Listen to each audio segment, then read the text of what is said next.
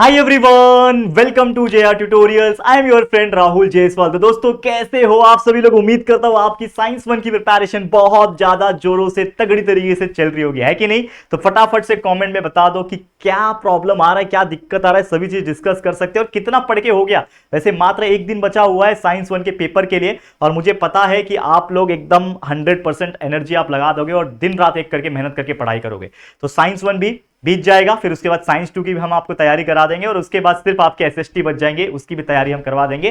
तो कोई दिक्कत की बात नहीं है। ऑलरेडी पूरा एंटायर सिलेबस तो पढ़ा रखा है हमने। तो सबसे पहले तो आप कॉन्सेप्ट क्लियर कर सकते हो, लेक्चर वीडियोस देख सकते हो, वन शॉट उड़ान बैच देख सकते हो, 2x स्पीड से लगा के देख लेना, जिससे आपकी स्पीड मेंटेन रहेगी, प्लस आपका टाइम भी बचेगा। तो वो आप कर सकते हो। बाकी कई सारे वीडियोस हमने हाल ही में अपलोड किए हैं। Live revision, LMR revision, live section में चेक कर लो, बहुत सारे रिवीजन भी दे चुका हूं। तो keep watching and keep learning hard. अच्छे से मेहनत कर देना। मेरी तरफ से बेटा आशीर्वाद हमेशा आपके साथ रहता ही है। All the very best to all बच्चे लोग। बस पेपर में फाड़ के आना। जब पेपर कंप्लीट हो जाएगा ना, सब चीज हो जाएगा, एसएसटी भी हो जाएगा, तो बस मुझे भूल मत जाना। इतना ही मैं कहना चाहता हूं, ठीक है। चलिए शुरुआत करें।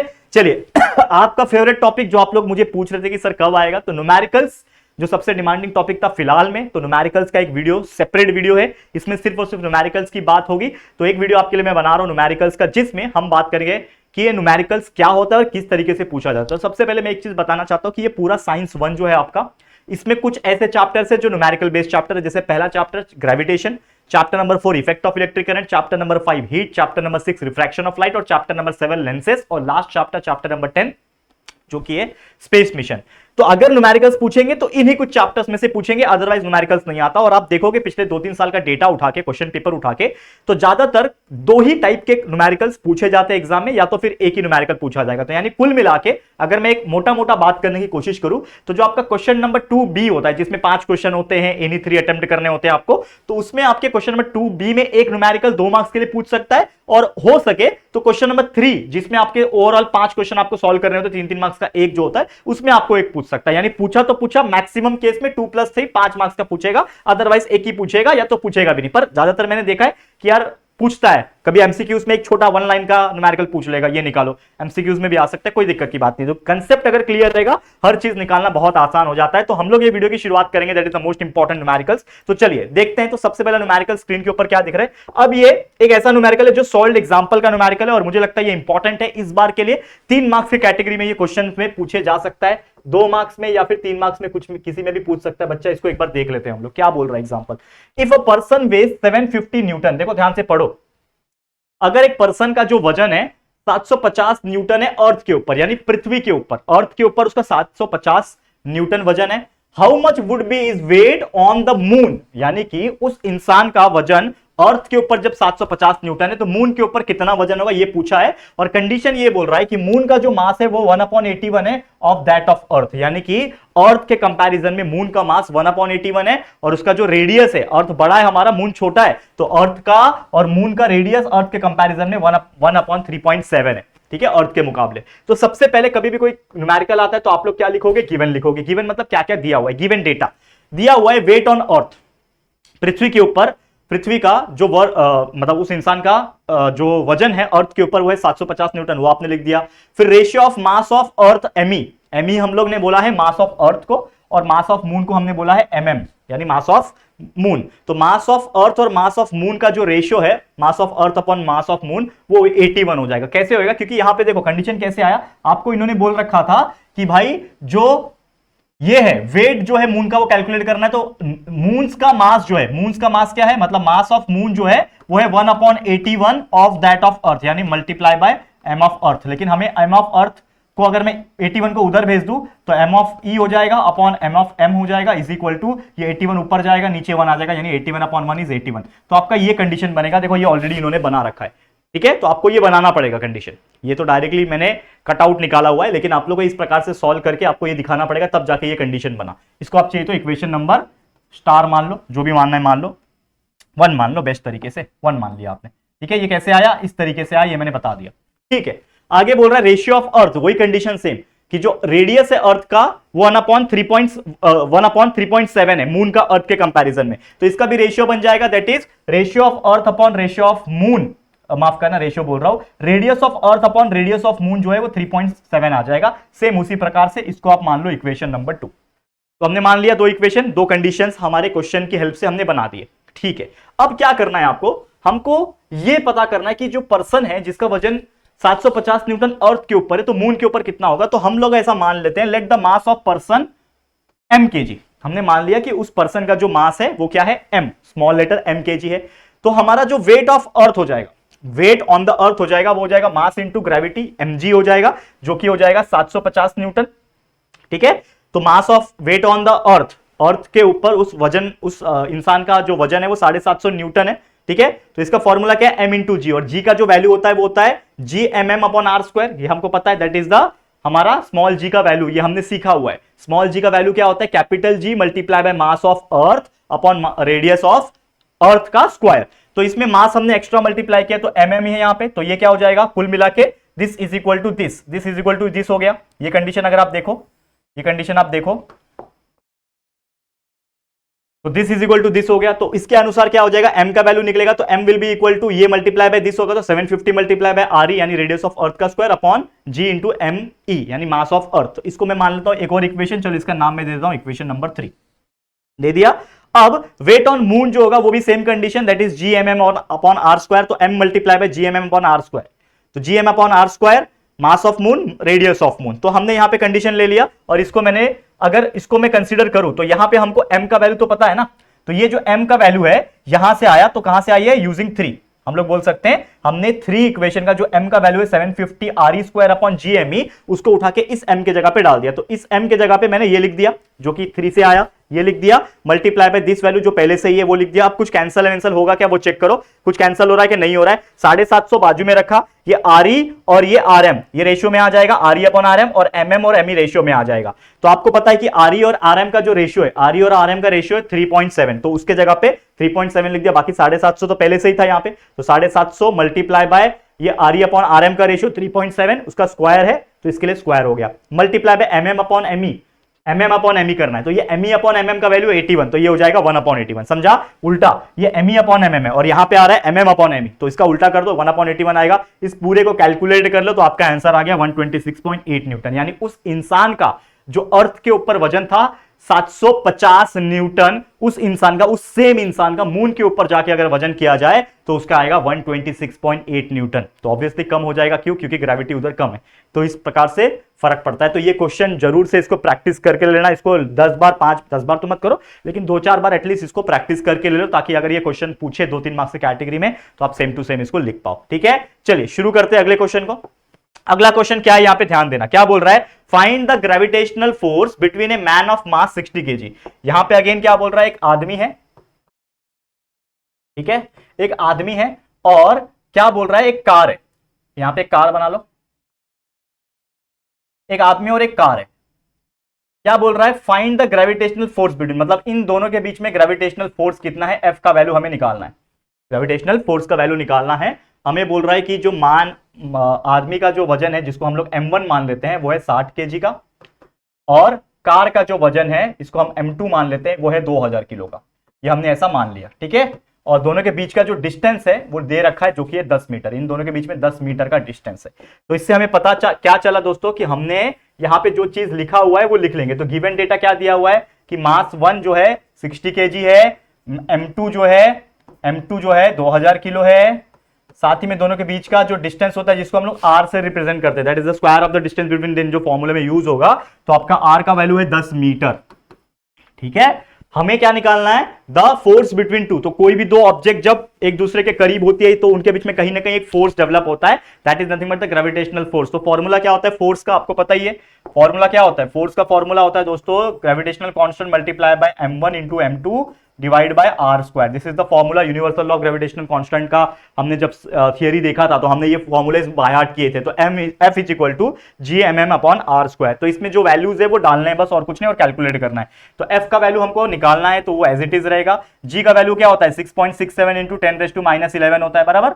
फॉर्मूला क्या है जी का, G is equal to 6.67 into 10⁻11 newton metre square पर केजी स्क्वायर, याद दिलाया था मैंने। ठीक है, m1 का वैल्यू पता है 60 है, मल्टीप्लाई बाय m2 का वैल्यू है 2000, इस पूरे को डिवाइड करना है आर स्क्वायर के साथ। आर कितना है भाई, रेडियस 10 दिया हुआ है, तो 10 का स्क्वायर। अब बस इस चीज को आपको सॉल्व करना है, आपका जो आंसर है बच्चा आ जाएगा। तो चलो फटाफट से सॉल्व कर लेते हैं और आंसर भी निकाल लेते हैं आपके सामने। चलो, कुछ चीजें ऑलरेडी मैंने सॉल्व कर रखी है तो मैं डायरेक्ट आंसर लिखूंगा, क्योंकि कैलकुलेशन में बहुत समय जाएगा ना, तो मैं अपना टाइम जो है आपके लिए लगाना चाहता हूँ ज्यादा से ज्यादा वीडियो बनाने में। तो सबसे पहले क्या करना है, कभी भी ऐसा आया तो पहले जो नंबर से उसको एक साथ लिख लो। 6.67 लिख लिया, इसको थोड़ा सा साइड में रखो, 60 को मल्टीप्लाई करो, पहले मल्टीप्लाई बाय 2000 कर लो, ठीक है, और डिवाइड बाय 10 का स्क्वायर 100 हो जाएगा, और फिर लास्ट में ये 10⁻11 है, इसको अलग से लिख लो, ठीक है। अब इनको आप डिवाइड कर लो, आप देखोगे ये 2 जीरो कैंसल, ये 2 जीरो कैंसल, 6.67 मल्टीप्लाई बाय एक जीरो इधर है, एक जीरो इधर है, तो f इज इक्वल टू हो जाएगा ये एक जीरो की वजह से ये 6.67 बन गया, पॉइंट, 2 पॉइंट के बाद 2 नंबर है, इसके बाद भी एक जीरो, इसके बाद जीरो है, जिसके से पॉइंट हट जाएगा, 67 बन गया, 667 बन गया, इसका पॉइंट के वजह से एक जीरो चला गया, इसका भी जीरो चला गया, तो 6 मल्टीप्लाई बाय 2, 6 इंटू 2 12, 12 बचा, और बचा इंटू 10⁻11, बस इतना ही करना है आपको। तो f इज इक्वल टू क्या हो जाएगा, कैलकुलेशन में लूंगा यहाँ पे, सॉरी कैलकुलेटर लूंगा यहाँ पे मैं, और आपके लिए फटाफट सॉल्व करके दिखाता हूँ। देखो क्या करना है, कुछ नहीं, 667 को 12 से आप लोग नोटबुक में मल्टीप्लाई करो, मैं कैलकुलेटर में करूंगा क्योंकि मुझे टाइम बचाना है बच्चा, ये आप समझ सकते हो। 8004 आ गया, क्या आ गया, 8004 मल्टीप्लाई बाय 10⁻11। अब या तो आप इसी को लिख दो तो यही आपका आंसर हो गया। Force is equal to, that is the gravitational force between them is nothing but 8004 into 10⁻11 newton. आप इसको ऐसे भी लिख सकते हो, मान लो कि आपको इसका 3 माइनस का जो पावर है उसको 3 से कम करना है, तो यहाँ पे 1 2 3, तो 8.004 किया आपने, मतलब यहां से पीछे से 3 नंबर के बाद पॉइंट डाला, 3 नंबर के बाद पॉइंट डाला, तो यहाँ पे 3 नंबर कम हो जाएंगे, तो ये हो जाएगा 10⁻8 हो जाएगा न्यूटन। तो इस तरीके से भी आप आंसर लिख सकते हो, दोनों में से कोई भी लिखो, यही आपका आंसर है। तो that is the gravitational force is equal to 8.004 into 10⁻8 newton. This is your correct answer. समझ में आ गया? तो बच्चा ऐसे टाइप के न्यूमेरिकल्स आपको एग्जाम में पूछेंगे तो क्या आप सॉल्व कर पाओगे? बिल्कुल कर पाओगे, इतना तो मैं गारंटी के साथ बोल सकता हूं, है कि नहीं बच्चा? आगे बढ़े, चलिए आगे बढ़ जाते हैं, नेक्स्ट पे चलते हैं। अगला क्या है, यहां पे ध्यान देना, a metal ball of mass, एक बॉल है मेटल का जिसका मास दे रखा है इन्होंने 7 किलो। गिवन लिखो, गिवन मेटल बॉल है, उसका मास दे रखा है 7 kg का, ठीक है।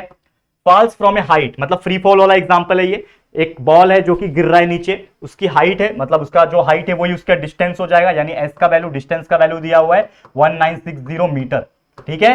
How much time it takes, यानी T is equal to question mark है, टाइम आपको कैलकुलेट करना है टू रीच द ग्राउंड, ठीक है। जी का वैल्यू उन्होंने बोला ले लो 9.8 मीटर पर सेकंड, कभी कभी वो लोग 10 लेने के लिए भी बोलते हैं, तो मीटर पर सेकंड स्क्वायर जी का वैल्यू दे रखा है। अब आप बताओ कि कभी भी कोई मेटल बॉल होता है, जब उसको मैं कोई हाइट से जब गिराऊंगा, तो हाइट से गिराने के पहले वो एक पर्टिकुलर हाइट पे जब होगा तो रुका हुआ रहेगा, तो रुका हुआ रहेगा मतलब इसकी इनिशियल स्टार्टिंग की जो वेलोसिटी है, जो स्टार्टिंग की जो स्पीड है वो क्या है, 0 है। तो हम लोग बोल सकते हैं कि भाई इसकी जो u की जो वैल्यू है, यानी इनिशियल वेलोसिटी की जो वैल्यू है वो है 0 मीटर पर सेकंड, ठीक है। अब इससे हम लोग को क्या मिलेगा, एक फॉर्मूला हम जानते हैं क्योंकि हमें टाइम निकालना है, और एक फॉर्मूला हम जानते हैं न्यूटन का second kinematical law, second law of motion का बोल सकते हो फॉर्मूला, न्यूटन के second kinematical law, according to Newton's second kinematical equation, या फिर फ्री फॉल का सेकंड काइनेमेटिकल इक्वेशन बोल लो, आप जो भी बोलना है बोल लो। इसका फॉर्मूला होता है S is equal to U T plus half A T square. इसमें आप देखोगे, हाँ ए के जगह पे आप जी लिखोगे, फ्री फॉल हो रहा है तो ग्रेविटी टी स्क्वायर। तो ये फॉर्मूला है जिसमें S का वैल्यू मैं जानता हूं 1960, U का value 0, multiply by time t plus half, multiply by G का वैल्यू है 9.8, मल्टीप्लाई बाय टी का स्क्वायर, तो टी इज कैलकुलेशन के लिए करना है तो बस उसको वैल्यू डालना है और सॉल्व करना है। तो चलो आपके सामने ही कर रहे हैं, यहां पे कहीं भी मास का रोल नहीं लग रहा है फिलहाल में, यहां से टाइम का वैल्यू मिल जाएगा। तो ये 1960 as it is, 0 multiply by 2 is t is 0 plus half multiply by 9.8, तो 9.8 का आधा कर लो, ये हो जाएगा 4.9, तो ये हो जाएगा 4.9 बच्चा, ठीक है, मल्टीप्लाई बाय टी स्क्वायर, ठीक है। तो 1960 4.9 को उधर भेज दो तो क्या हो जाएगा, 1960 से 4.9 क्या हो जाएगा बच्चा, करो क्या हो जाएगा, डिवाइड हो जाएगा। तो आपका आंसर जो आएगा वो आएगा t square is equal to ये 1960 वैसे का वैसे ही 4.9 प्लस 0 इज 4.9, उधर जाएगा तो डिवाइड हो जाएगा 1960 डिवाइड बाय 4.9। अब इसको मैं सॉल्व कर लेता हूं आपके सामने ही, देखो ध्यान से देखना, ध्यान से ही देखना, यहां पे क्या हो रहा है, टी स्क्वायर हम लोग को मिल रहा है, ध्यान देना, टी स्क्वायर मेरे को मिल रहा है, t square is equal to 1960 upon 4.9। अब ये 4.9 है यार, अच्छा नहीं लग रहा है, मुझे 49 बनाना है। 49 बनाने के लिए मैं इसको 10 से मल्टीप्लाई करूंगा, पॉइंट एक नंबर के बाद पॉइंट है तो एक जीरो वाले 10 से मल्टीप्लाई करना है, ऊपर भी 10 से करना पड़ेगा बैलेंस करने के लिए। तो 1960 मल्टीप्लाई बाय 10 इज 19600 बराबर डिवाइड बाय 49 हो जाएगा, ठीक है। अब मुझे टी का वैल्यू चाहिए तो ये हो जाएगा 1 9600 होल डिवाइडेड बाय 49, ये पूरा स्क्वायर रूट में आ गया। ठीक है, अब इसका कैलकुलेट कर लो, तो T will be equal to what, T will be equal to, calculate कर लो, टी का वैल्यू क्या आ जाएगा, 196 इसका है, 196 14 का है, तो 140 का हो गया अपॉन 49 का 7, 7 1 जा 7, 7 2 जा 14, तो आपका टी का वैल्यू आ गया 20 सेकेंड्स। ठीक है, टी का वैल्यू कितना आ गया बच्चा, 20 सेकंड, यही हमारा आंसर है। तो आपको जो पूछा था ना how much time it takes, तो कितना लग रहा है, 20 सेकंड लग रहा है उसको वहां पे जो मेटल बॉल है उसको गिरने में, कितने हाइट से, 1960, मतलब 1 किलोमीटर का लगभग हाइट है, 2 किलोमीटर का लगभग हाइट है, 2 किलोमीटर, हाँ 1960 मीटर, मतलब लगभग 2 किलोमीटर की हाइट है। तो उतने हाइट से कोई चीज जो कोई है, क्या है, मेटल बॉल है, तो वो मेटल बॉल को गिरने में कितना टाइम लगेगा, 20 सेकंड लग जाएंगे दोस्तों। ठीक है, 20 सेकंड लग जाएंगे। ठीक है, तो उम्मीद करता हूं ये क्वेश्चंस जो लास्ट ईयर भी हमने कराए हुए थे, तो ये भी आपको समझ में आ गया होगा। ठीक है, क्लियर बच्चा, आगे बढ़ जाते हैं, अगले क्वेश्चन की तरफ चलते हैं। नेक्स्ट क्वेश्चन क्या है, ध्यान देना। अब ये जो क्वेश्चन है ये है, an object takes 5 seconds to reach the ground from a height of 5 centimetre. Same type का क्वेश्चन है, इसको भी फटाफट देख लो बच्चा। क्या बोल रहा है कि एक ऑब्जेक्ट है जिसको 5 सेकंड लग रहा है, मतलब टाइम आपको दिया हुआ है 5 सेकंड्स का। ठीक है, to reach the ground from a height of 5 metre, height आपको दिया है, मतलब उसका डिस्टेंस दिया हुआ है, यानी एस का वैल्यू दिया हुआ है 5 मीटर। ठीक है, on a planet, what is the value of G, आपको जी का वैल्यू निकालना है। ठीक है, जी का वैल्यू निकालना है, माफ करना, g is equal to question mark आएगा। ठीक है, what is the value of g. अब पता है कि कोई भी ऑब्जेक्ट को जब ऊपर से नीचे छोड़ रहा हूं, तो ऊपर की जो वेलोसिटी है, यानी इनिशियल वेलोसिटी, इसकी वैल्यू क्या होगी, 0 मीटर पर सेकंड होगी। तो हमें यहाँ पे टाइम पता है, एस पता है, सब कुछ पता है, बस हमें क्या करना है, वैल्यू जो है वो डालना है। ठीक है, चलो, तो सबसे पहले मैं क्या करूंगा, यहाँ पे हमारा अगेन टी पता है, यू पता है, एच पता है, जी निकालना है। जी मतलब ए के बराबर एक्सेलरेशन ड्यू टू ग्रेविटी। तो अगेन यहाँ पे हम वही फॉर्मूला यूज करेंगे जो कि है न्यूटन का सेकंड लॉ, यानी न्यूटन का सेकंड काइनेमेटिकल इक्वेशन। ठीक है, ठीक है, चलो, according to Newton's second kinematical equation, या फिर न्यूटन का सेकंड लॉ बोल लो। ठीक है ना, सेकंड लॉ बोल लो, जो भी बोलना है, लॉ ऑफ मोशन बोल लो, जो फॉर्मूला आपको बोलना है, ऐसा इसको अच्छा लगे, जैसा बोलना है बोल लो। उसके अकॉर्डिंग फॉर्मूला वही रहेगा जो अभी अभी हमने देखा, that is S is equal to U T plus half A T square, लेकिन यहाँ पे ए के जगह पे हम जी लिखेंगे। ठीक है, क्योंकि ये acceleration due to gravity a is equal to g होता है। ठीक है, तो इसमें वैल्यू पुट ऑन करो। इसमें वैल्यू पुट ऑन क्या करेंगे, एस का वैल्यू ऑलरेडी उन्होंने दे रखा है 5 मीटर, तो एस के जगह पे 5 आ गया, यू अगेन 0 है यहाँ पे, मल्टीप्लाई बाय टी, टी का वैल्यू भी लिख लो, टी का वैल्यू कितना है दिया हुआ है, इस बार 5 दिया हुआ है, तो टी की जगह पे 5 लिख दिया, plus half multiply by G multiply by T का वैल्यू दिया है 5, तो 5 का स्क्वायर। अब इसको सॉल्व कर लो बच्चा, तो 5 is equal to 0 multiply by 5 0 plus half multiply by G multiply by 5 square 25 होता है, यानी 25 मल्टीप्लाई बाय जी।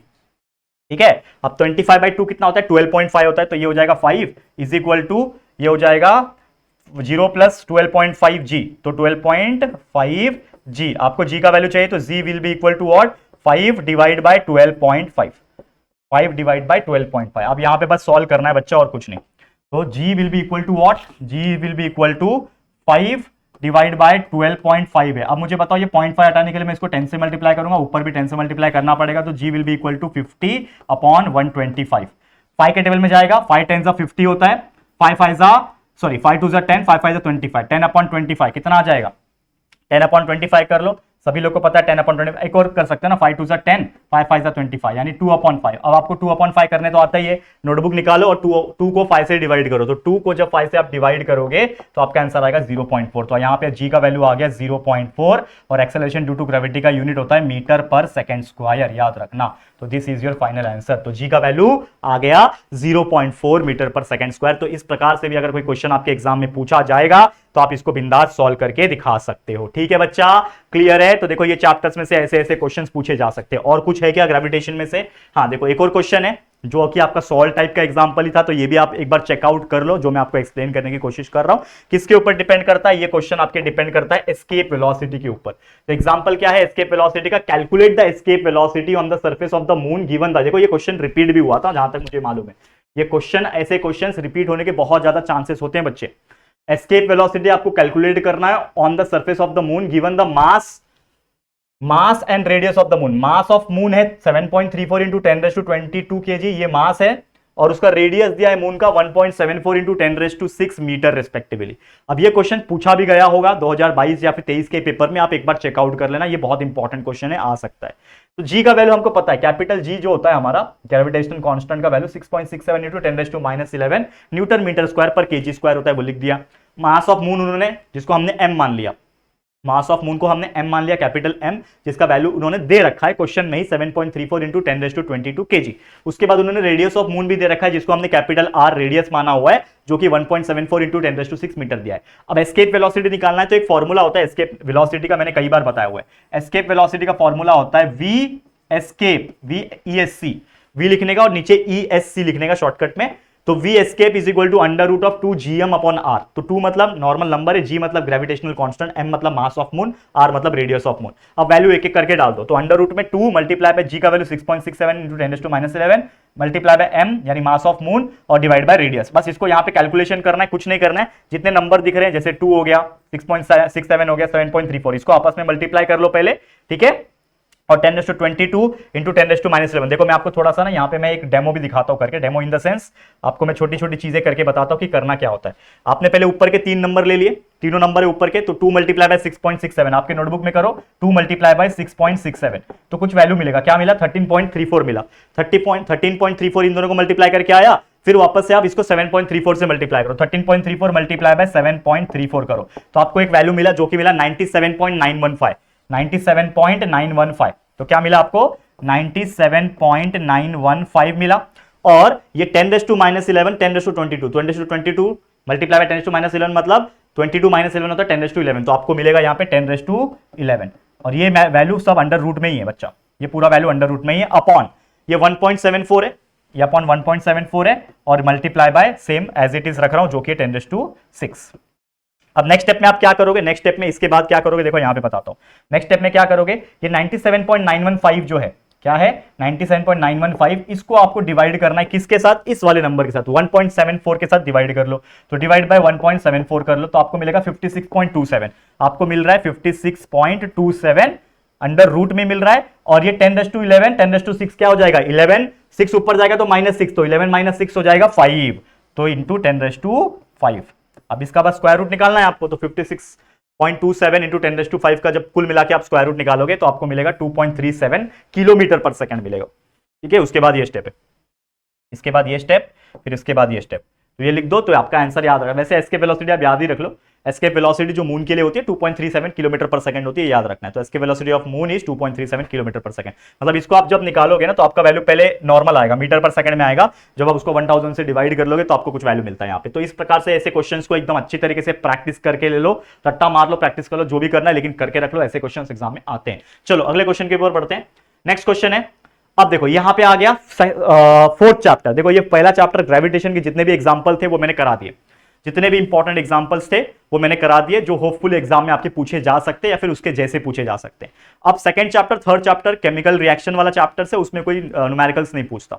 सीधा आ जाओ चैप्टर नंबर 4 पे, जो कि इफेक्ट ऑफ इलेक्ट्रिक करंट। तो इफेक्ट ऑफ इलेक्ट्रिक करंट में एक ऐसा न्यूमेरिकल पूछने के चांसेस है जो कि टंगस्टन बल्ब के ऊपर डिपेंड करता है। तो क्या होता है, इसमें क्वेश्चन दिया रहता है कि इलेक्ट्रिक टंगस्टन बल्ब है जो कि कनेक्टेड है होम सर्किट में। आपको पता है कि हमारे घर में भी बहुत सारे बल्ब होते हैं पहले जमाने वाले, जो इलेक्ट्रिक टंगस्टन बल्ब के ऊपर जलते थे। तो home electrical supply runs at 220 volt, यानी इसका पोटेंशियल डिफरेंस जिसको वोल्टेज बोलते हैं वो दिया 220 वोल्ट का दिया हुआ है।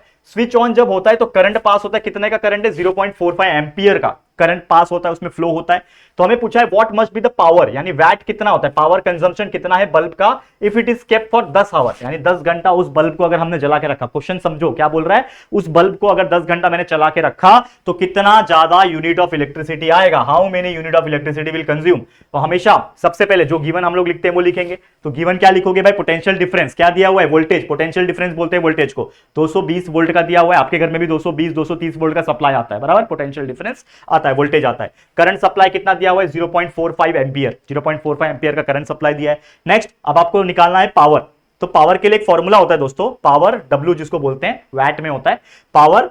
वैट में पोटेंशियल डिफरेंस जो होता है यानी वोल्ट होता है, उसको करंट से मल्टीप्लाई करो, यानी V multiply by I। Simple सी बात है, V मतलब वोल्टेज मल्टीप्लाई बाय I मतलब करंट। तो VI जब कर दोगे यानी पोटेंशियल डिफरेंस V जो होता है उसको करंट के साथ मल्टीप्लाई कर दो, तो 220 वोल्ट आपको दिया है पोटेंशियल डिफरेंस, 0.45 एम्पियर दिया है आपका करंट का, इन दोनों को मल्टीप्लाई करोगे तो आपका आंसर आ गया 99 वाट।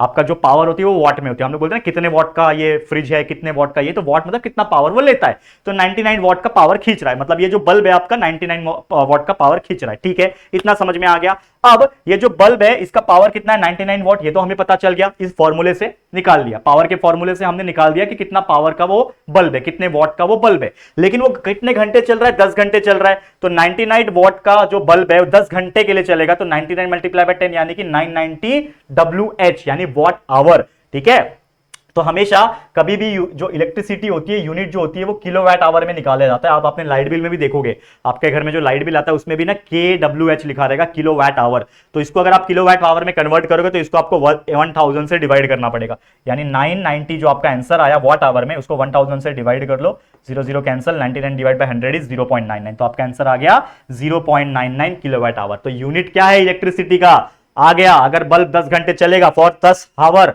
For 10 hours, unit of this electricity for using 10 hours of that bulb, 99 watt का बल्ब यूज करने में 0.99 किलोवाट आवर का इलेक्ट्रिसिटी कंजम्पशन होगा। और कभी कभी तो पैसा भी पूछता है, दिया रहेगा कि 1 किलोवाट आवर का 5 रुपया, समझ लो 1 रुपया, 2 रुपया, 5 रुपया, ये आएगा क्वेश्चन। देखो मैं बोल रहा हूं, मेरी बात ध्यान से याद करके चलना, अगर ऐसा क्वेश्चन आता है और तो क्वेश्चन में एडिशन आ जाता है कभी कभी कि आपका ये तो आपने निकाल लिया कि 1 किलोवाट आवर का मतलब 0.99 किलोवाट आवर आपका यूनिट ऑफ एनर्जी है, यहाँ पे यूनिट ऑफ इलेक्ट्रिसिटी है। लेकिन अगर आपको क्वेश्चन में बोला रहेगा कि 1 किलोवाट आवर का अगर पैसा लगता है 5 रुपया, तो टोटल आपकी लाइट बिल कितनी आएगी, तो कैसे निकालोगे, बस ये जो वैल्यू आपने निकाला उसको जितना भी अमाउंट दिया रहेगा 4 रुपया पर यूनिट, 5 रुपया पर यूनिट, उससे मल्टीप्लाई कर देना, आपका आंसर आ जाएगा। तो बहुत सिंपल होता है ये सब चीजें, उम्मीद करता हूं कि आपको ये बहुत ज्यादा हेल्पफुल लगा होगा। चलो नेक्स्ट क्वेश्चन पे चलते हैं। अगला क्वेश्चन क्या बोल रहा है, who will spend more electrical energy, who will spend more electrical energy. 500 वाट का टीवी है मेरे पास, समझ लो घर में 500 वाट का टीवी है और 600 वाट का हीटर है। तो टीवी चल रहा है आधे घंटे के लिए, 30 मिनट के लिए, और जो हीटर है वो 20 मिनट के लिए। तो दोनों में से किसका इलेक्ट्रिकल कंजम्पशन ज्यादा, यानी पावर कौन ज्यादा खींच रहा है, किससे किसके वजह से लाइट बिल ज्यादा आएगा, तो चलो चेक करते हैं। तो सबसे पहले यहां पे हम लोग क्या करेंगे, टीवी के लिए निकालेंगे। तो फॉर टीवी, टेलीविजन के लिए अगर हम बात करें तो हम लोग को क्या दिया है, पावर इन्होंने दे रखा है टेलीविजन के लिए, कितना पावर यूजेस है 500 वाट का। कितना टाइम के लिए यूज हो रहा है, 30 मिनट्स के लिए। तो कभी भी याद रखना, टाइम मिनट्स में नहीं लेना, सेकंड में लेना, क्योंकि हमें पावर निकालना है, मतलब पावर दिया हुआ है, टाइम दिया हुआ है, और उसके हिसाब से हमें एनर्जी कंजम्पशन निकालना है। हमें पूछा ना कौन इलेक्ट्रिसिटी ज्यादा कंज्यूम करता है, तो 30 मिनट्स मतलब 1 मिनट में 60 सेकंड होते हैं, तो 30 मल्टीप्लाई बाय 60 सेकंड्स में आंसर आ जाएगा आपका, तो ये हो जाएगा 1800 सेकंड। तो आपका आंसर आया 1800 सेकंड टाइम का। अब मुझे पता है दोस्तों, टीवी के लिए पावर पता है, मुझे टाइम पता है, तो जब पावर और टाइम हमें पता है तो एनर्जी कंजम्पशन, जिसको हम लोग ई बोलते हैं, फॉर्मूला होता है that is power multiply by time. ठीक है, पावर मल्टीप्लाई बाय टाइम, यानी in short P multiply by T होता है। लेकिन ये हम लोग पहले केस के लिए निकाल रहे हैं, समझ लो टीवी के लिए निकाल रहे हैं, तो मैं 1 मान लेता हूं। तो E1 is equal to P multiply by T इसके लिए। ठीक है, इसके लिए मेरा P मल्टीप्लाई बाय T हो जाएगा। तो T पावर कितना है 500 है, मल्टीप्लाई बाय T कितना है मेरा 1800 है, मल्टीप्लाई कर लो 18 5 जा 90 और 2 2 4 0, 1 2 3 4 0, ये आपका आया that is energy consumption, power multiply by time P into T। तो इसके हिसाब से हमारा जो आंसर आया दैट इज 90 और आगे 4 0, तो इसको मैं ऐसे भी लिख सकता हूं दैट इज 90 इंटू 10⁴ जूल। ठीक है ना, एनर्जी जो आया कि दैट इज 90 इंटू 10⁴ जूल आ गया। तो ये हमारा जो आंसर आया ये पहले के लिए आया, यानी टीवी के लिए आया। ठीक है, इसको हम लोग ने एज इट इज छोड़ दिया।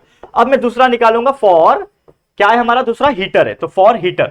तो हीटर के लिए निकालो दोस्तों, हीटर के लिए कैसे निकालोगे, सेम वही कंसेप्ट, पावर कितना यूज दिया हुआ है, यहाँ पे कितने वॉट का पावर दिया, 600 वॉट का हीटर है।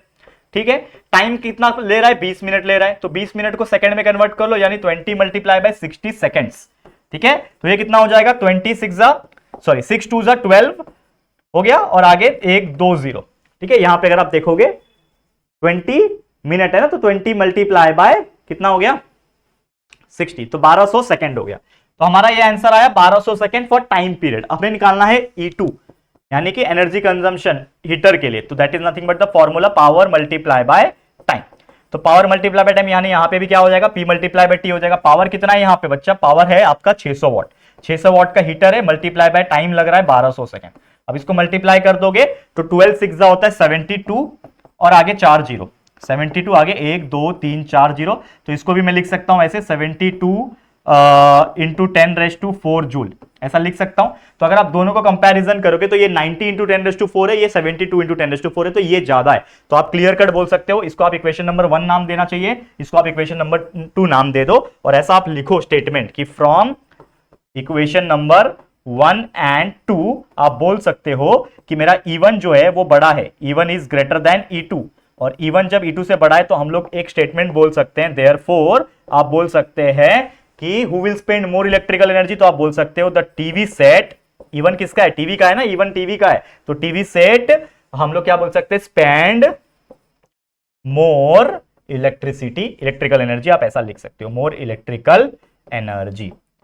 समझ में आ रहा है बच्चा, क्लियर है, बहुत इजी एग्जांपल्स होते हैं ऐसे, बस आप इसको ध्यान में रखो और प्रैक्टिस करके ले लो, जितना हो सके आप लोग को प्रैक्टिस करना है। चलिए हम आगे बढ़ जाएंगे, इसको हम सेव कर लेते हैं सबसे पहले, ठीक है। चलिए, और एक और चीज मैं बताना चाहता हूं कि कभी भी न्यूमेरिकल आया एग्जाम में और आपके पास कोई और दूसरा ऑप्शन है, तो आप डेफिनेटली आप दूसरा चीज जो आपको आता है, चाहे वो क्वेश्चन आंसर हो, चाहे वो कोई और चीज हो, तो आप उसको अटेम्प्ट कर सकते हो। बच्चे मुझे पूछते हैं कि सर न्यूमेरिकल ऑप्शन में छोड़ा तो क्या, छोड़ सकते हो ना, आपके पास तो वैसे भी समझ लो 5 में से 3 ही करना रहेगा, तो 2 ऑप्शन एक्स्ट्रा है आपके पास, तो वो कर सकते हो। लेकिन बाई चांस अगर कुछ नहीं आ रहा तो न्यूमेरिकल से एक ऐसा चीज है जो बिल्कुल मत छोड़ना, क्योंकि न्यूमेरिकल सही तरीके से कर लिया, प्रॉपर गिवन, प्रॉपर कैलकुलेशन किया, सही आंसर निकाल दिया, पूरा मार्क्स मिलता है न्यूमेरिकल्स में, ठीक है। चलिए आगे बढ़ जाते हैं, नेक्स्ट चैप्टर नंबर 5 हीट। अब हीट में से भी 1-2 टाइप के न्यूमेरिकल्स पूछे जाते हैं, चलो चेकआउट कर लो। क्वेश्चन पहला दिया हुआ है, दैट इज एग्जांपल नंबर 1। यहां पे क्या बोल रहा है, ध्यान देना बच्चा, क्या बोल रहा है, how much heat energy is necessary to raise the temperature of 5 kg of water from 20 degree to 100 degree Celsius. मतलब एक ये आपका पानी है 5 किलो का, उसके टेंपरेचर को रेज करना है 20 से लेके 100 डिग्री तक, कितना हीट एनर्जी लगेगा। तो कभी भी याद रखना, गिवन आपको लिखना है, मास दिया है 5 kg का, सी जो होता है यानी स्पेसिफिक हीट जो होता है पानी का, हमेशा याद रखना 1 किलो कैलोरी पर केजी डिग्री सेल्सियस जो होता है, वो याद रखना है आपको। ये एग्जाम में भी पूछता है कभी कभी फिल इन द ब्लैंक्स वगैरह में, लेकिन आपको याद रखना है, सी बोलते हैं क्या, स्मॉल लेटर सी, तो सी का वैल्यू होता है 1 किलो कैलोरी पर केजी डिग्री सेल्सियस, जो कि होता है स्पेसिफिक हीट ऑफ वाटर, याद रखना। ये दिया हुआ है हमें। चेंज इन टेम्परेचर 20 से 100 करना है, तो चेंज इन टेम्परेचर जिसको हम लोग डेल्टा टी बोलते हैं, ये हो जाएगा 100 - 20 यानी 80 डिग्री सेल्सियस आ जाएगा चेंज इन टेम्परेचर। हमें पता है भाई हमको निकालना है यहाँ पे एनर्जी, तो एनर्जी जो भी सप्लाइड पानी के ऊपर होगा वही एनर्जी पानी को गेन भी करेगा। तो इसका मतलब जो हमें निकालना है दैट इज हीट रिक्वायर्ड या फिर हीट एनर्जी नेसेसरी के लिए, इसका फॉर्मूला क्या हो जाएगा, that is mc delta t, mc delta t that is mass multiply by उसका specific heat multiply by the change in temperature. This is the formula for calculating the heat required, heat necessity, वो निकालने के लिए formula होता है। तो मास 5 दिया हुआ है, स्पेसिफिक हीट आपका 1 दिया होता है, 1 लिखा नहीं है यहाँ पे, तो 1 लिख दो यहाँ पे, 1 मल्टीप्लाई बाय और चेंज इन टेम्परेचर आपका 80 है, तो 5 मल्टीप्लाई बाय 1 5, 80 5 400, तो 400 kilo calorie will be my answer. यानी कि आपके 5 किलो पानी को, 5 kg वाटर को 20 डिग्री से 100 डिग्री तक पहुंचाने के लिए कितनी हीट एनर्जी चाहिए, 400 किलो कैलोरी की हीट एनर्जी चाहिए। इस प्रकार का ये क्वेश्चन पूछा था और हमने बिंदास इसको सॉल्व करके दिखा दिया। क्लियर है बच्चा, समझ में आ गया? तो ऐसे क्वेश्चंस को अच्छे से प्रैक्टिस करके ले लेना। चलो अगले क्वेश्चन पे चलते हैं, जो कि पूछा है how much heat energy is necessary to raise the temperature of 10 kg of water from 30 to 100। देखो सेम टाइप का क्वेश्चन है, तो गिवन आपको ले लेना है, आपको यहां पे दिया है मास ऑफ वाटर यानी m is equal to 10 kg of water दिया है, चेंज इन टेम्परेचर जिसको डेल्टा टी बोलते हैं कितना दिया है 100 और 30, यानी 100 - 30 कर लोगे तो 70 डिग्री आ जाएगा, ठीक है 70 डिग्री सेल्सियस आएगा। स्पेसिफिक हीट ऑफ वाटर क्या होता है, अभी हमको पता है 1 किलो कैलोरी पर केजी डिग्री सेल्सियस होता है, उसको भी लिख लो। सेम हमें क्या चाहिए, energy required to raise the temperature, यानी हीट एनर्जी निकालना है। तो आपका फॉर्मूला पता ही है आपको, हीट एनर्जी रिक्वायर्ड का फॉर्मूला होता है दोस्तों mass multiply by specific heat multiply by change in temperature. तो डाल दो वैल्यू, मास का वैल्यू कितना है बच्चा, मास का वैल्यू दिया हुआ है 10 kg, सी का वैल्यू पता है 1 होता है और डेल्टा टी आपका 70 है, 7 10 700 आ गया आपका answer 700 kilo calorie. This is your answer, यानी कि 700 किलो कैलोरी की जरूरत है, तब जाके आप 30 से लेके 100 तक पहुंचा सकते हो। तो देखो ऐसे क्वेश्चन ज्यादातर आपको पूछे जाएंगे, जो आपको बिल्कुल ध्यान में रखना है, ठीक है। समझ में आ गया है बच्चा, क्लियर है?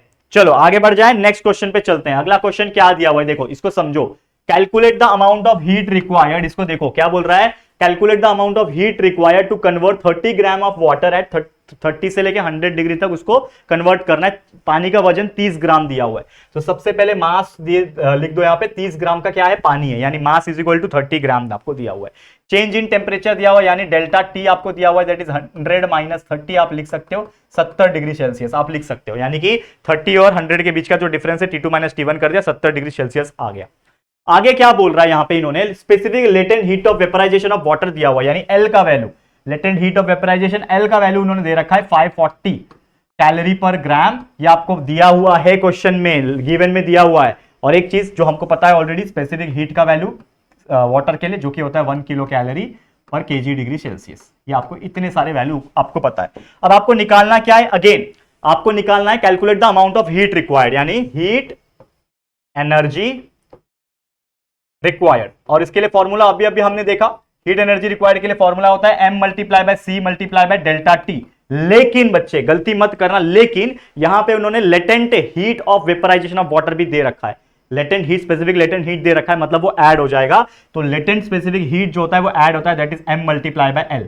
याद रखना, जब भी कभी ऐसा क्वेश्चन आया जिसमें सिर्फ पूछा है कि अमाउंट ऑफ हीट एनर्जी चाहिए, तो mc डेल्टा टी ये वाला फॉर्मूला लगा दो, लेकिन अगर कभी specific latent heat of vaporisation दे दिया तो m multiply by l plus कर देना उसके फॉर्मूले के साथ, ठीक है। तो चलो वैल्यू पुट ऑन कर दो और आपका आंसर निकाल दो। तो m का वैल्यू होता है 30, यहां पे कितना है 30 m का वैल्यू, यहां पे c का वैल्यू 1 होता है, डेल्टा टी आपको दिया हुआ है निकाल के आपका 70 आया हुआ है, plus m multiply by l, तो m is 30 multiply by l है आपका 540, l को क्या करना है 540 के साथ मल्टीप्लाई करना है।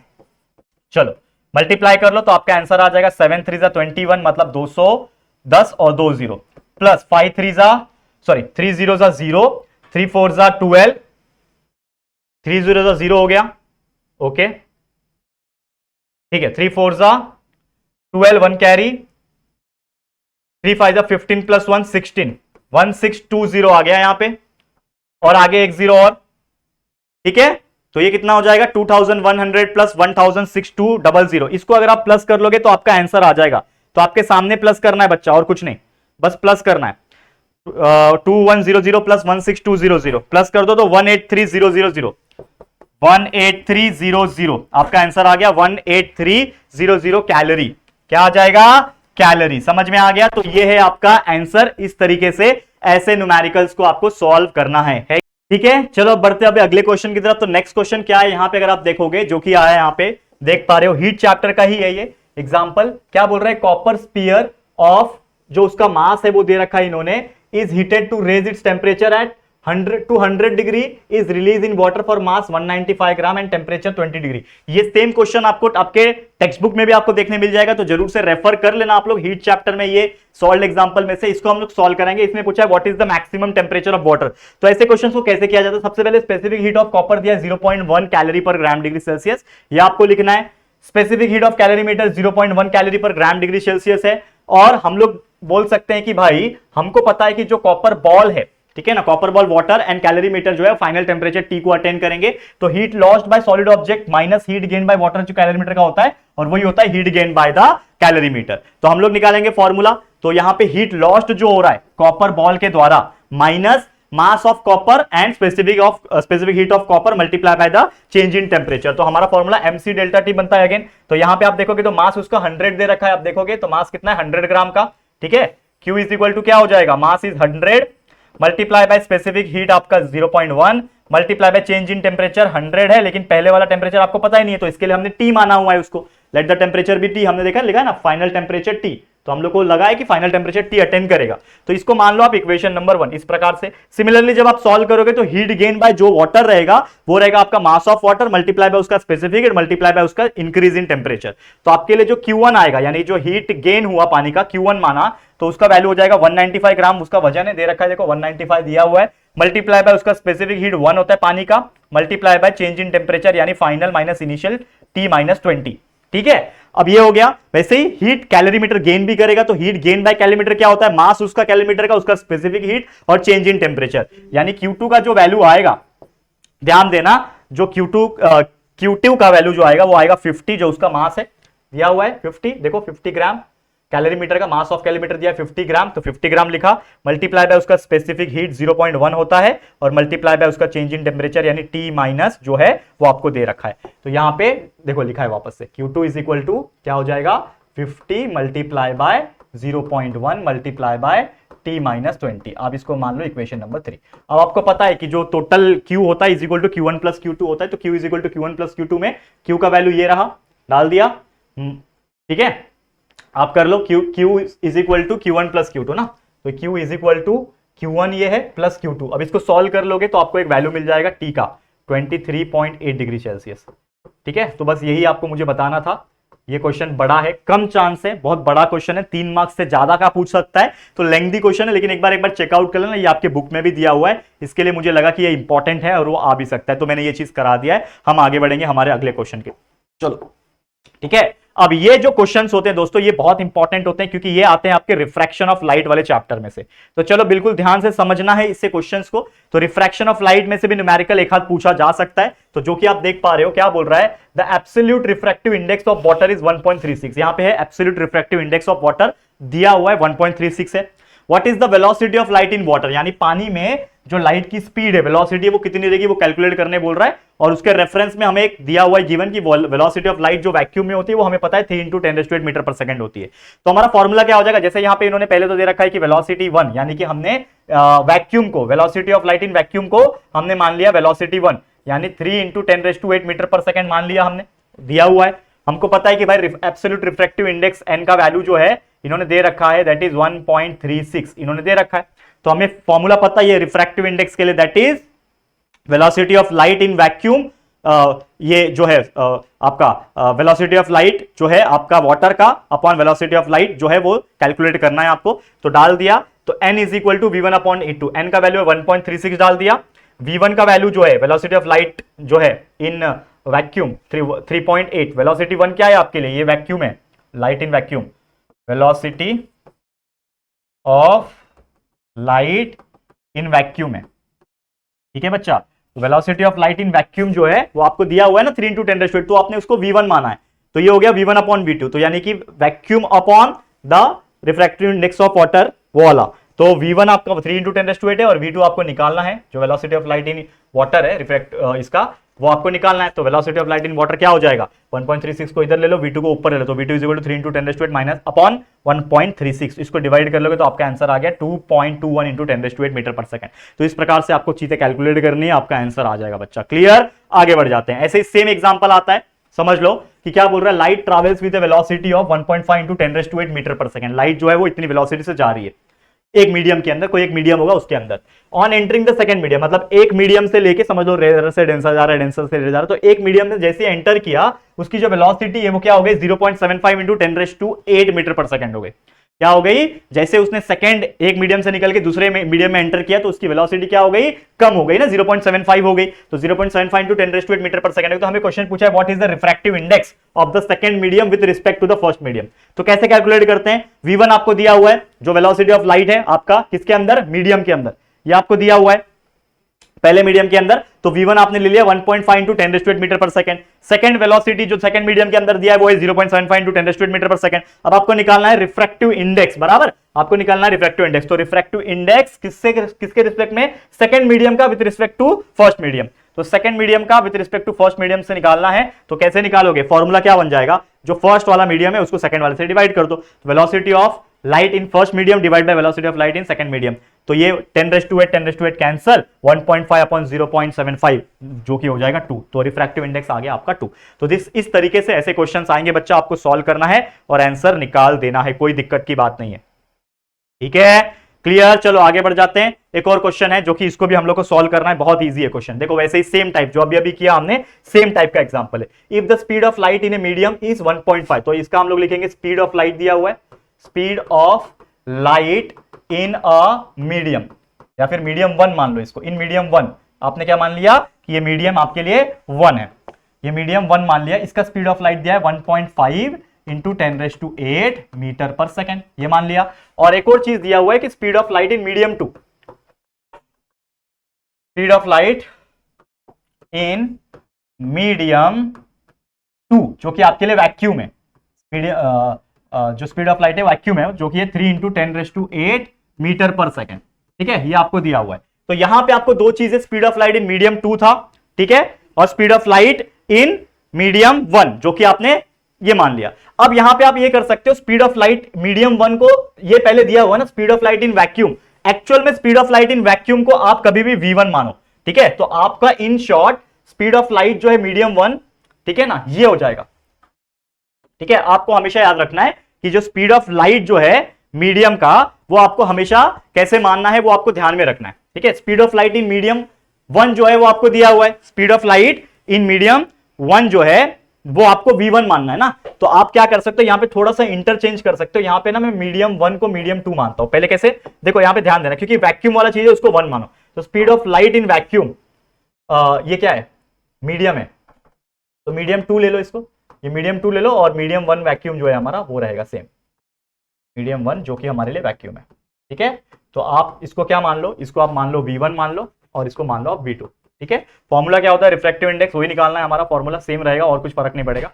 रिफ्रैक्टिव इंडेक्स का जो फॉर्मूला होता है that is nothing but v1 upon v2 कर लो। तो आपका v1 आपका 3 × 10⁸ है, अपॉन v2 आपका 1.5 × 10⁸ है, कैंसिल हो जाएगा ये दोनों। 3/1.5 कितना होता है, 2 होता है। तो इसका आंसर भी आ गया 2। रिफ्रैक्टिव इंडेक्स यहाँ पे भी आंसर आपका कितना आ गया, 2 आ गया। ठीक है, समझ में आ गया। तो इस तरीके से आपको कैलकुलेट करना है बच्चा, और कुछ नहीं, बहुत ईजी होते हैं, बस करो और आगे बढ़ते रहो, सॉल्व करते रहो। ठीक है, चलो आगे बढ़ जाते हैं। ठीक है, चलो नेक्स्ट क्वेश्चन पे बढ़ते हैं। क्या क्वेश्चन बोल रहा है यहां पे, क्या बोल रहा है, if the refractive index of a rare medium with respect to a denser medium. तो चलो गिवन आपको दिया हुआ है, यहां पे समझो कि रिफ्रैक्टिव इंडेक्स है आपका rare medium with respect to the denser medium. ठीक है ना, ये आपको दिया हुआ है, कितना दिया हुआ है, अगर आप ध्यान दोगे तो वो आपको दिया हुआ है 0.5, और आपको पता है आपको क्रिटिकल एंगल निकालना है, तो ये किसके बराबर हो जाएगा, साइन आई के बराबर हो जाएगा। ठीक है, साइन आई के बराबर निकालेगा, तो आपको क्या निकालना है, क्रिटिकल एंगल। तो refractive index of rare to denser आपको दिया हुआ है, बस आपको कुछ नहीं करना है, sine I is equal to 0.5 हो जाएगा। Sine I is equal to 0.5 हो गया, आपको आई का वैल्यू निकालना है क्रिटिकल एंगल का, यानी ये हो जाएगा sine inverse of 0.5, sine inverse of 0.5। ठीक है, आपको पता होना चाहिए 0.5 मतलब 1/2 होता है, तो i is equal to sine 1/2। Sine 1/2 किस में आता है, साइन हाफ कब होता है, साइन 30 1/2 होता है। ठीक है, तो आपका एंगल आ गया i is equal to 30 degree, आ गया critical angle. This is the critical angle, critical angle का जो वैल्यू है वो आ गया 30 डिग्री। तो i इज इक्वल टू कितना आ गया बच्चा, 30 डिग्री आ गया। कितना ईजी था, है कि नहीं, क्लियर है। तो उम्मीद करता हूं कि आप लोग को ये चीज बड़े आराम से अच्छी तरीके से समझ में आ गया होगा। चलो फटाफट जाते हैं अगले क्वेश्चन की तरफ। क्या बोल रहा है, if the absolute refractive index of glass and water, absolute refractive index of किसका, glass with of glass and water. ठीक है, ग्लास एंड वाटर, तो यहां पे दिया हुआ है, ध्यान से देखना, आपको निकालना है absolute refractive index of glass with respect to water. तो absolute refractive index of glass दिया हुआ है आपका 3/2, और absolute refractive index of water आपको दिया हुआ है 4/3। ये दो चीज आपको दे रखा है, 3/2 और 4/3। ठीक है, हमको पूछा है what is the refractive index of glass with respect to water. Refractive index of glass with respect to water आपको निकालना है, ये चीज आपको कैलकुलेट करनी है दोस्तों, is equal to question mark. तो क्या हो जाएगा फॉर्मूला, बस कुछ नहीं, एक दूसरे को डिवाइड करना है और कुछ नहीं, तो आपका आंसर आ जाएगा। तो refractive index of glass with respect to water जो होगा, इसका फॉर्मूला हो जाएगा दैट इज नथिंग बट, क्या हो जाएगा formula, that is refractive index of glass.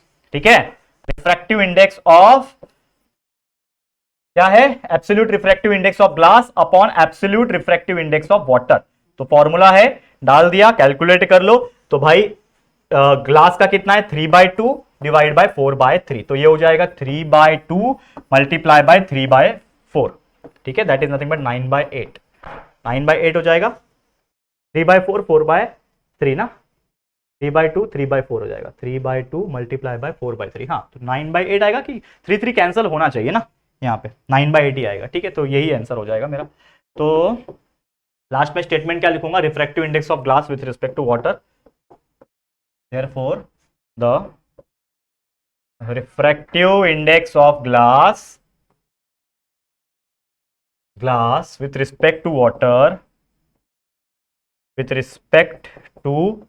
Water जो आपको पूछा था वो कितना आ रहा है, 9/8 आ रहा है। This is your final answer. तो इस तरीके से ये एग्जांपल भी हमने बहुत ही बेहतरीन तरीके से सॉल्व करके दिखा दिया है। क्लियर? तो उम्मीद करता हूं कि आप लोग को ये क्वेश्चन भी बहुत अच्छी तरीके से समझ में आ गया होगा। चलिए एक आखिरी क्वेश्चन है, इसकी तरफ बढ़ते हैं आगे और देखते हैं इसको क्या करना है। तो आखिरी क्वेश्चन जो लेंसेज में से पूछा जा सकता है, ये क्वेश्चन को भी समझते हैं। क्या बोल रहा है? The focal length of convex lens is 20 centimetre. आपको फोकल लेंथ दिया हुआ है 20 सेंटीमीटर का, ठीक है, ये आपको दिया हुआ है, फोकल लेंथ दिया और आपको बोल रहा है उसका पावर निकालो। आपको क्या बोल रहा है? पावर निकालो। तो कभी भी सेंटीमीटर में दिया रहेगा फोकल लेंथ तो उसको कन्वर्ट कर लो मीटर में। 20 centimetre divide by metre, 0 0 cancel, 10/2 यानी 0.2 मीटर में आ गया। आपको निकालना है पावर। निकालना क्या है बच्चा? पावर निकालना है। पावर फॉर्मूला P निकालना है आपको। तो एक फॉर्मूला होता है, हमने बहुत पहले पढ़ा हुआ है, that is nothing but power. ठीक है, power is equal to 1 upon focal length, जो कि मीटर में आना चाहिए। ठीक है, ये हमारा फॉर्मूला है। तो इसको शॉर्टकट में कैसे लिखेंगे? Power is equal to 1 upon focal length in metre. तो कैलकुलेशन करो इसमें। तो 1 अपॉन फोकल लेंथ कितना है हमारा? 0.2। तो 1 अपॉन 0.2 कितना होता है? इसको सॉल्व कर लो, आपका आंसर हो जाएगा। तो 1 को 0.2 से जब आप डिवाइड करोगे तो आपका आंसर आएगा 5। तो पावर इज इक्वल टू 5 और इसका जो यूनिट होता है वो होता है डायप्टर। ठीक है, याद रखना, डायप्टर याद रखना, जिसको कैपिटल लेटर में डी से भी रिप्रेजेंट किया जाता है। तो पावर इज इक्वल टू, आपका आंसर ऐसा भी लिख सकते हो, therefore power is equal to 5 capital D, जिसको डायप्टर कहा जाता है, ये उसका यूनिट होता है। तो इस तरीके से ऐसे पावर निकालने के लिए भी क्वेश्चंस आएंगे और आपको निकालना है। ठीक है, तो बस दोस्तों इसी के साथ मैं भी काफी थक गया और इसी के साथ इस वीडियो को भी हमने एंड कर दिया। जितने भी आपके इंपॉर्टेंट न्यूमेरिकल्स थे वो सभी टाइप के न्यूमेरिकल्स हमने करा दिए हैं, चाहे वो चैप्टर नंबर 1 के हो, chapter number 4 effect of electric current के हो, हीट के हो, रिफ्रैक्शन ऑफ लाइट के हो, चाहे लेंसेज के हो, यही कुछ न्यूमेरिकल्स आपको पूछ सकते हैं। तो जितना हो सके अपने एंड से मैंने प्रोवाइड कर दिया। बस इसको आप 1 से 2 बार वीडियो देख के मेहनत करके प्रैक्टिस कर लेना। डेफिनेटली अगर इसमें से कोई क्वेश्चन एग्जाम में आएंगे तो आपके मार्क्स सिक्योर हो जाएंगे। ठीक है, चलो आज के लिए इतना ही। ये वीडियो आपको कैसा लगा है दोस्तों जरूर से कॉमेंट करके बताना, और अगर ये वीडियो आपको पसंद आया तो प्लीज वीडियो को लाइक करना, शेयर करना अपने सभी दोस्तों के साथ, और जितना हो सके फर्स्ट टाइम आए हो चैनल पे तो चैनल को सब्सक्राइब कर देना और बेल आइकन को प्रेस कर देना, ताकि जो वीडियोस है इसकी नोटिफिकेशन आप लोग को मिलती रहेगी। ठीक है फ्रेंड्स, तो चलो जल्दी मिलेंगे फिर एक और न्यू वीडियो में। तब तक के लिए thank you and good bye.